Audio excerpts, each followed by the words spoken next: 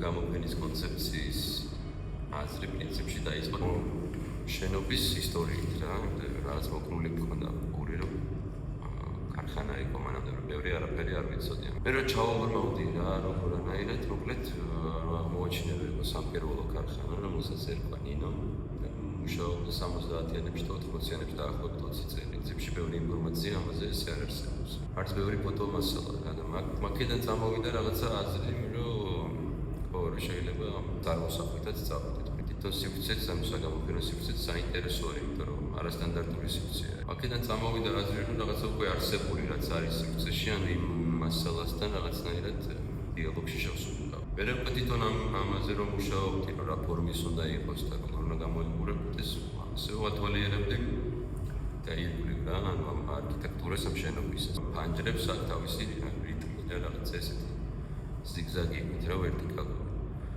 და რაღაცა მაქედან წამოვიდა ამათი ფორმაციაც როცა მუშაობ, ხშირად ციტირებებს ვაკეთებ, ხელოვნური ვიზუალურ ციტირებებს ვაკეთებ. მაგალითად აი ამ ტრიპტიხში რაც არის შუა პანელი, ხო, ეს რაღაცა თბილისური პორტრეტის სკოლიდან არის აღებული ერთ-ერთი ცნობილი მხატვრის კომპოზიცია და ის იმის რეინტერპრეტაცია.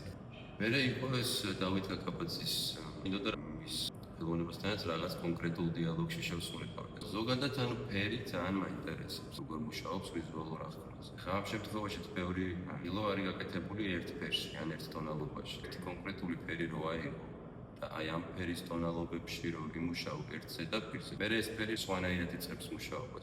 ხო, სურვილი მქონდა რომ რაღაცა მოძრავი გამოსახულებაც ყოფილიყო სივრცეში რა, რაღაცა სხვა მედიუმებს ერთმანეთთან ურთიერთობაში შესრულებდა. მერე მოკლედ დავიწყე ჩვენი ქართული ეროვნული არქივის ონლაინ კატალოგებში, ანუ იმ წლების 70-იანების და 80-იანების სხვა გადაცემების ძიება რა, განსაკუთრებით თუ რამე იყო თემატურადაც ისის ხედებთან, არქიტექტურასთან, ასევე მოდების, ჩვენების რაღაც გადაცემები აღმოჩნდა მაგროიდან. ასევე ვეცადე ანუ ამაზე ყველაფერზე რომ მუშაობდი, რაღაცა ფერწერებსაც რო დავიწყე კეთებ.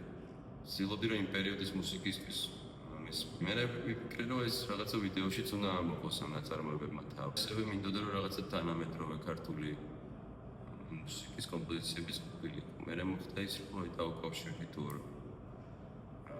ქართულ თანამედროვე არტისტს და იმათი რამოდენიმე ტრეკის ასე ვთქვათ უფლება ავიღეთ რომ შეიძლება გამოვიყენებინა. და მოგამოვიდა ესეთი რაღაცა